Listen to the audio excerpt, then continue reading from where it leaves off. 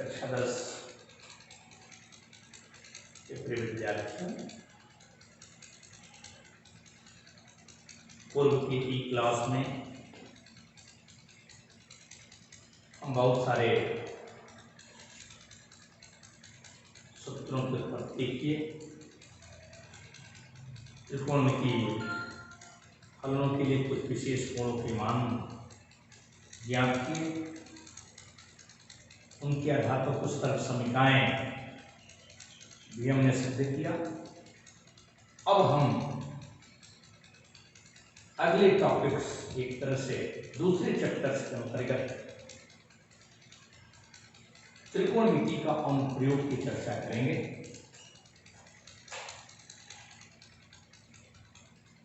त्रिकोणमिति का अनुप्रयोग, use of trigonometry. आप एक बात जानें, त्रिकोणमिति की जो उत्पत्ति शुरू में हुई वह एक तरह से बहुत सारे गणितज्ञों खगोल शास्त्रियों में मिलता है। खगोल शास्त्र का मतलब क्या है? जो हमारे उपग्रह हैं, जो हमारे नक्षत्र हैं, उनकी दूरियां मापन करने के लिए, उनकी यहां से अन्य कोई दूरी संबंधी जानकारी लेने के लिए ये उत्पत्ति की गई। और आज तो इस त्रिकोणमिति का एक बृहद रूप आपको मिलता है। त्रिकोणमिति केवल जो स्टार्टिंग हमने जब से किए, याद करिए मैंने कहा था कि समकोण त्रिभुज से ही त्रिकोणमिति की उत्पत्ति हुई है। लेकिन क्या आज हम केवल समकोण त्रिभुज तक ही सीमित हैं? नहीं है। यदि आपको पुरानी क्लासेस को ध्यान रखे हो तो याद करिए, जब हम एक कोण 30 अंश या 60 अंश का मान ज्ञात किए थे तो वह त्रिभुज समबाहु लिया था और वहां से लंब डाल के एक समकोण बना दिया। वृत्त के अंतर्गत या अन्य किसी आकृति के अंतर्गत भी हम इसका उपयोग विभिन्न रूपों में करते रहे हैं। जो हमारे वैज्ञानिक थे, जो हमारे खगोल शास्त्री थे या गणितज्ञ थे, उस परिप्रेक्ष्य में उनके द्वारा बहुत सारे उपयोग किए गए। कई बार तो नक्षत्रों की दूरी ज्ञात करने के लिए आज भी उत्तराखंड के देहरादून में एक नक्षत्रशाला में एक वो रखा गया जिससे हम कोण मापते थे। किसी ग्रह दूरी, उसके कोण मापने के बाद दूरी ज्ञात कर लेते थे। तो एक तरह से कह लीजिए कि बहुत सारे रूपों में त्रिकोणमिति का उपयोग है। लेकिन हम जिन उपयोगों के बारे में, प्रयोगों के बारे में मुख्यतः चर्चा करने वाले हैं, एक तरह से ऊंचाई और दूरी का करने वाले, अर्थात किसी भी दिए जाने वाले वस्तु की किसी बिंदु से दूरी, उसकी ऊंचाई, इन चीजों की चर्चा हम करेंगे। इसीलिए इसे बहुत सारे लोग हाइट एंड डिस्टेंस, ऊंचाई और दूरी भी कहते हैं। ऊंचाई और दूरी कहने का कोई अन्य कारण नहीं है। जैसे हम यहां खड़े हैं और इस दीवार को देखें, दीवार जो है उसकी दूरी कुछ ऊंचाई पर है, देखा जाए तो यह हमारी दूरी हो जाएगी, वो ऊंचाई हो जाएगी। एक तरह से इसमें भी हम समकोण त्रिभुज को ही लाना चाहते हैं। तो जिस तरह से आप आधार को मापते हैं, जमीन के तल पर कोई दूरी मापते हैं तो दैट इज डिस्टेंस, लेकिन वही दूरी यदि लंबवत मापने लगे दैट इज हाइट, वो ऊंचाई हो जाती है। इस प्रकार हम इसे ऊंचाई और दूरी के रूप में भी सामान्यतः इसका इस्तेमाल कर सकते हैं। सामान्य प्रश्न, लेकिन क्या ऊंचाई और दूरियों के लिए आपको कुछ जानना पड़ेगा? क्योंकि आप पहले से भी जानते हैं कि किसी भी समकोण त्रिभुज में यदि तीनों भुजाएं दे दी गई हों तो आप कोण ज्ञात कर सकते हैं, दो भुजाएं दी गई हों तो भी कोण ज्ञात कर सकते हैं, कोई कोण और एक भुजा दी गई तो भुजाएं ज्ञात कर सकते हैं। तो कोण और भुजा देने पर भुजाओं की ज्ञात करने की प्रक्रिया ही इस चैप्टर के अंतर्गत पढ़ेंगे। तो इसके पहले आपको जानना पड़ेगा दो कोणों के बारे में, और उन दो कोणों के जानने के बाद, कोणों के बारे में जानने के बाद ही हम इन सवालों की चर्चा करेंगे। तो आप थोड़ा गौर करिए, जो दो कोण हैं वो कौन से हैं। यदि आप कोणों की बात करना चाहते हैं तो जो कोण है वो कौन से हैं।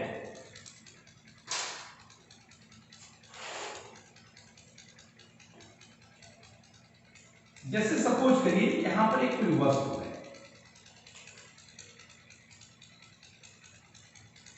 और यहां पर व्यक्ति की आंख है,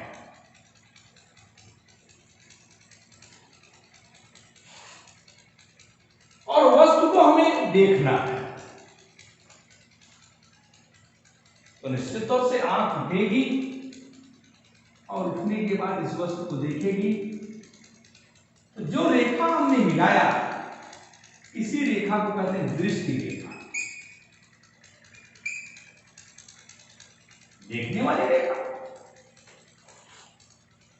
और आंख से एक क्षैतिज रेखा खींच ली जाए, ये क्षैतिज रेखा है, वो दृष्टि रेखा है। तो आप देखिए इनके बीच एक कोण बनेगा,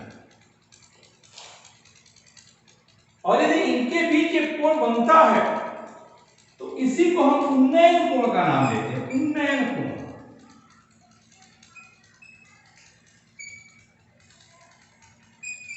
एंगल ऑफ एलिवेशन।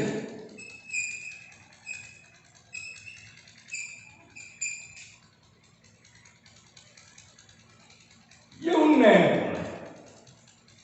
वैसे यहां नेत्र होना चाहिए।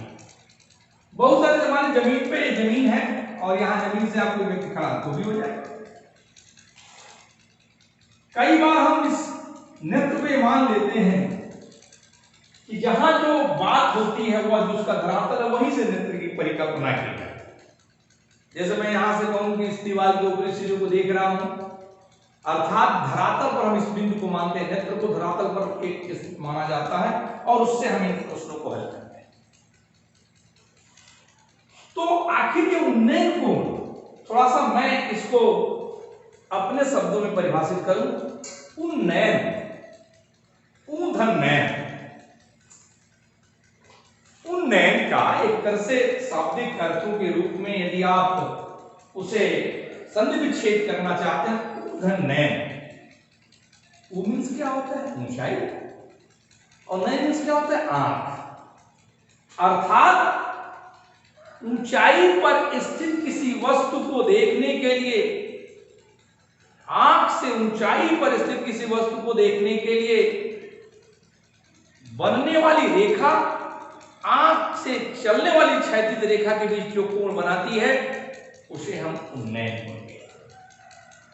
अर्थात आप कह सकते हैं आंख से ऊंचाई पर स्थित वस्तु को आंख से मिलाने वाली रेखा, आंख से जाने वाली क्षैतिज रेखा के बीच जो कोण बनता है उसे हम उन्नयन कोण कहते हैं। अर्थात ये क्षैतिज से इस रेखा को वस्तु को देखने के लिए मिलाया गया है, अर्थात ये आपका जो कोण है उसे उन्नयन कोण अर्थात एंगल ऑफ एलिवेशन कहते हैं।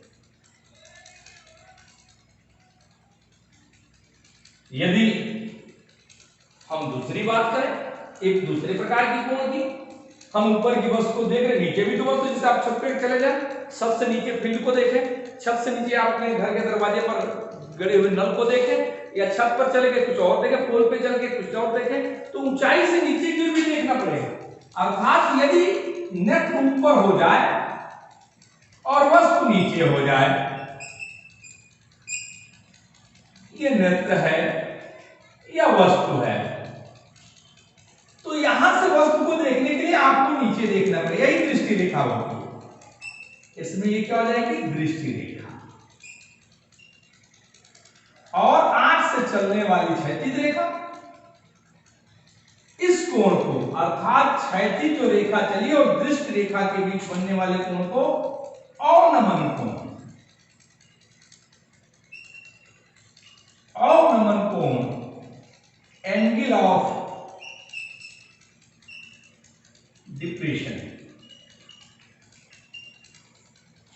कहते हैं।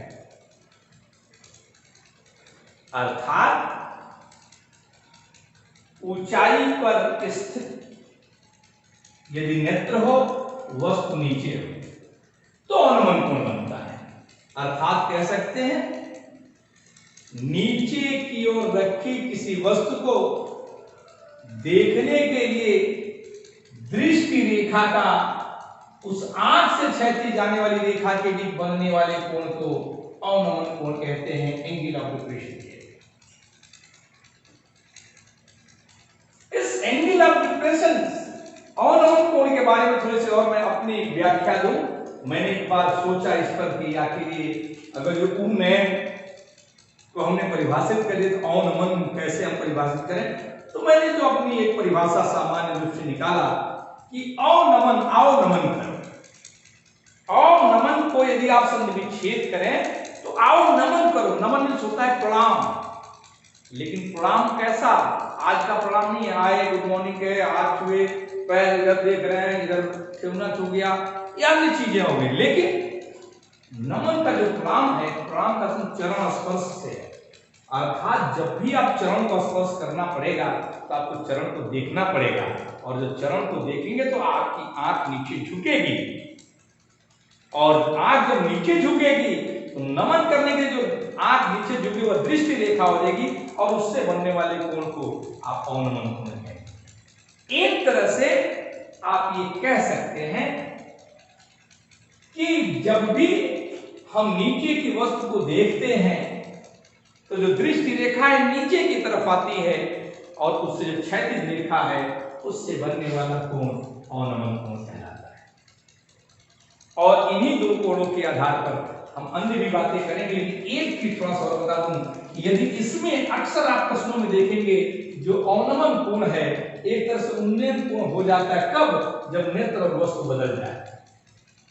नेत्र और वस्तु यदि बदली, अर्थात यहाँ वस्तु न होगी, नेत्र हो जाए, यहाँ वस्तु हो जाए, तो वही आपका अवनमन चेंज हो जाएगा उन्नयन के रूप में। लेकिन इस तरह से जब दोनों रेखाएं समांतर हैं, ये दोनों एक दूसरे की बराबर होती हैं। क्यों?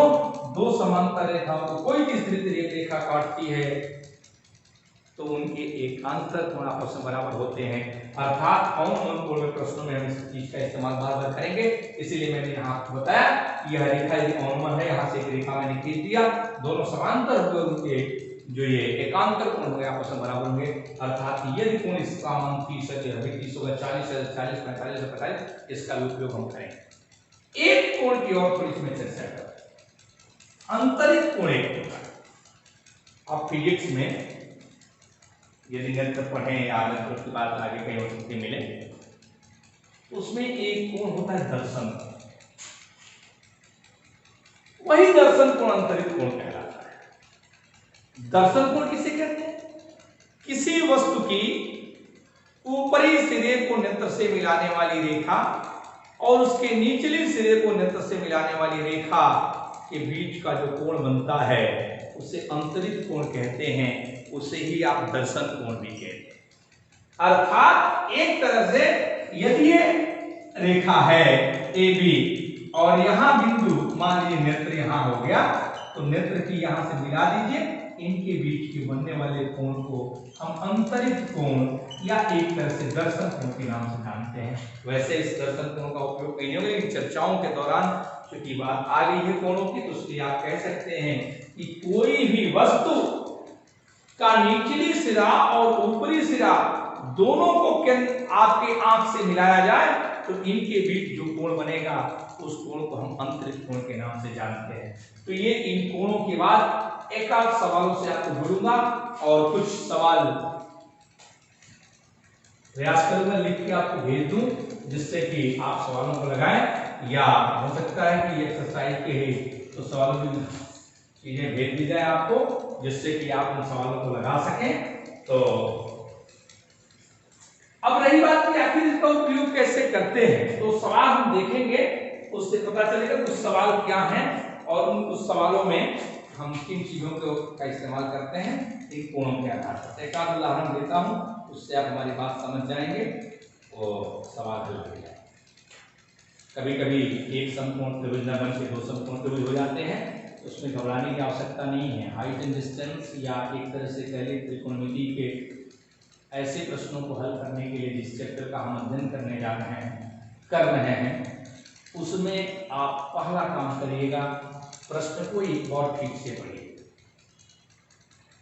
प्रश्न को पढ़ने के बाद जब आपको बात पूरी समझ में आ जाए तभी आप फिगर लिखना प्रारंभ करें, अर्थात चित्र बनाएं। हमेशा चित्र पेपर के दाहिने तरफ बनाने का प्रयत्न करना चाहिए और चित्र जो भी आप बनाएंगे, यदि चित्र आपने सही बना लिया तो हाइट एंड डिस्टेंस के सवालों के लिए तो हल करना बहुत आसान होगा। क्यों? क्योंकि उसमें त्रिकोणमिति के 6 फलनी इस्तेमाल किए जाते हैं।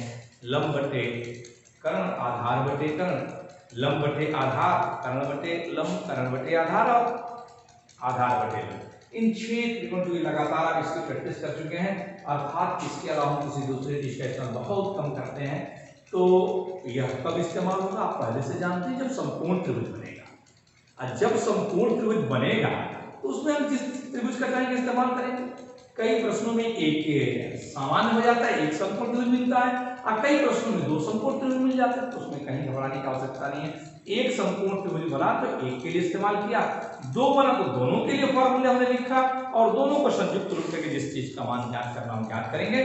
तो पहले एक वाला फिर दूसरा हम चर्चा करेंगे। जैसे उदाहरण नंबर 1 पढ़ता हूं, गौर करें। धरती पर एक मीनार ऊर्ध्वाधर खड़ी है। ध्यान सुनिए, धरती पर एक मीनार ऊर्ध्वाधर खड़ी है। धरती के एक बिंदु से, जो मीनार के पाद बिंदु से 15 मीटर दूर है, मीनार के शिखर का उन्नयन कोण 60। मीनार की ऊंचाई क्या है?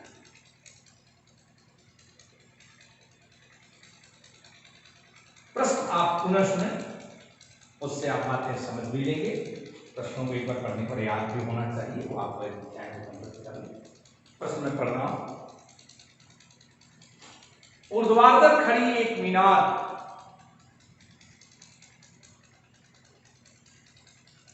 किसी एक बिंदु से, समतल के किसी एक बिंदु से जिस पर वो खड़ी है, 60 अंश का कोण बना, 60 अंश का उन्नयन कोण बना। यदि मीनार के पास से उस बिंदु की दूरी 15 मीटर है तो मीनार की ऊंचाई क्या है? बात आप सुन लिए होंगे, समझ लिए होंगे। अब बताइए मीनार कैसे खड़ी होती है? ऊर्ध्वाधर खड़ी होती है। मैंने सपोज किया ए भी एक मीनार है, आप मीनार की तरफ से खाना होना तो ऐसे ले सकते हैं, कोई दिक्कत। और आधार के किसी तल पर किसी जो बिंदु से, मान लो बिंदु क्या है? सी है, जो मीनार के शिखर का उन्नयन कोण है वो 60। It means this will be 60। बोलिए, मीनार के आधार पर स्थित किसी बिंदु से उसका उन्नयन कोण 60। अब यदि 60 डिग्री है तो कहा जा रहा है यदि वह बिंदु मीनार के आधार से 15 मीटर तो मीनार की ऊंचाई क्या है? अर्थात फाइंड द वैल्यू ऑफ ए।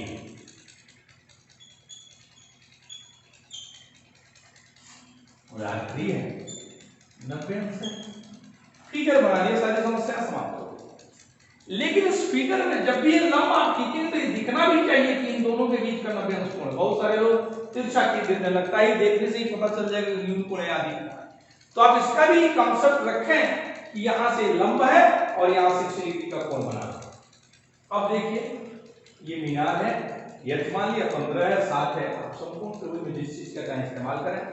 पूछा गया मीनार की ऊंचाई, जैसे इस प्रश्न के लिए प्रश्न के एक का सॉल्व करिए।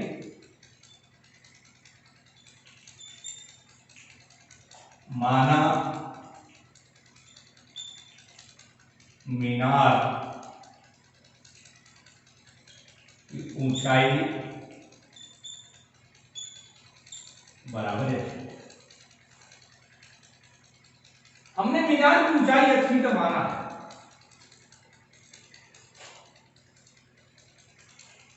अब आप एक संपूर्ण त्रिभुज आपको दिख रहा है, यह मान ज्ञात करना है।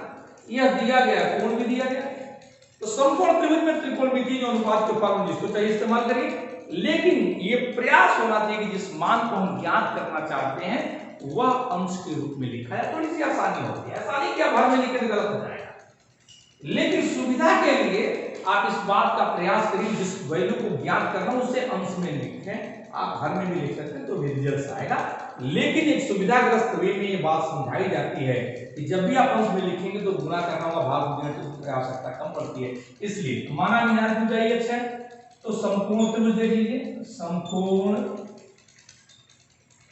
त्रिभुज BAC में BA बीच में लिखा हूं क्योंकि 90 अंश के बराबर है। कोण कितना है? 60 अंश। ये कोण कितना है? 60 अंश। इसके सामने क्या होगा? लंब। ये क्या होगा? आधार। तो आप देखिए क्या होगा? tan 60 बराबर लंब क्या है? h, आधार क्या है? 15, h बटे 15। tan 60 का मान आप जानते हैं करड़ी में 3 h बटे 15 या h बराबर 15 करड़ी में 3 मीटर। दिस इज योर या आपका आंसर डी। अब इस प्रश्न को देखें, एकदम सिंपल सा, जिस फॉर्मूले का इस्तेमाल हमने किया वह त्रिकोणमितीय अनुपात का फॉर्मूला था, और जो ये फिगर बनाए एक सामान्य प्रश्नों को पढ़ के समझ के आप आसानी से उसे बना सकते हैं। एक और उदाहरण देके आपके पास समाप्त करूंगा, क्योंकि हाइट एंड डिस्टेंस में अन्य चीजें बहुत नहीं है, तो आज एक उदाहरण और देता हूं और सवालों को आपको लगाने से अपील करूंगा कि आप सवालों का भी सही लगाएं। जैसे जैसे सवालों को लगाएंगे आपकी समस्याएं धीरे धीरे सॉल्व हो जाएंगी, घबराने की आवश्यकता नहीं। एक इस बात का ध्यान जरूर रखेंगे कि जब तक फिगर सही नहीं बनेगा, सवाल सही नहीं हो सकते। तो एक सवाल नॉलेज से देखता हूं कि क्या है।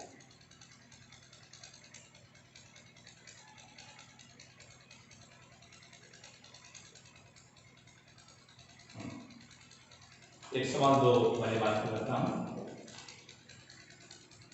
1.5 मीटर लंबा एक लड़का 1.5 मीटर लंबा एक लड़का 30 मीटर ऊंचे एक भवन से कुछ दूरी पर खड़ा है। देखिए 1.5 मीटर लंबा लड़का 30 मीटर ऊंचे एक भवन से कुछ दूरी पर खड़ा है। वह ऊंचे भवन की ओर जाता है, तब उसकी आंख से भवन के शिखर का उन्नयन कोण 30 से 60 अंश हो जाता है। बताइए कि वह भवन से कितनी दूरी तक चलकर गया है। गौर करिए, प्रश्न कहा गया है 1.5 मीटर लंबा एक लड़का 30 मीटर ऊंची भवन के सामने खड़ा है। जैसे मान लीजिए सामने दीवार है, इसी को भवन मान लें। यहां लड़का खड़ा है, उसकी लंबाई 105 है, उसकी लंबाई 30 है। पता ये चल रहा है कि वह जब उसकी ओर चलता है, किसकी ओर? मीनार की ओर, भवन की ओर। तो भवन की ओर चलेगा, यहां से जो कोण बना है वो 30 है, तो आगे चलने के बाद जो कोण बना है वो कितना बना है? 60 बना है। तो पूछा गया कितनी दूर चला है। बोलिए पुनः एक बार समझे। 1.5 मीटर लंबा लड़का 30 मीटर ऊंचे भवन के पास खड़ा है। जब वह भवन की ओर कुछ दूर चलता है तो उसकी आंख का उन्नयन कोण 30 अंश से 60 अंश हो जाता है। उस जाने वाली दूरी को ज्ञात करिए, भवन की ऊंचाई का जो भी ज्ञात करना हम ज्ञात कर सकते हैं। इसको थोड़ा करते हैं। सपोज करिए एक भवन है, आधार होगा जमीन पर। ये कितने मीटर का है? 30 मीटर।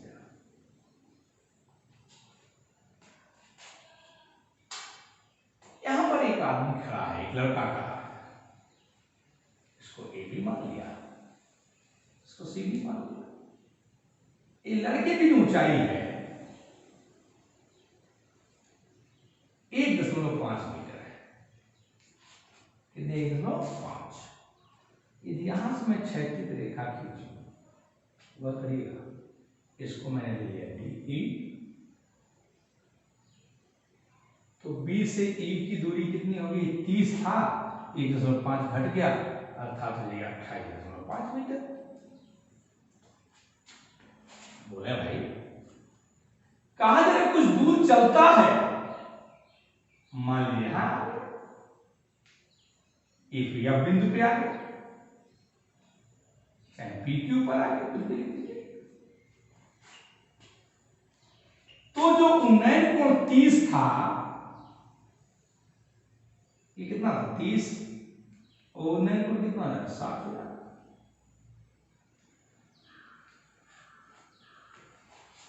पूछा गया वो कितनी दूर चला, it means we have to find the value of D Q.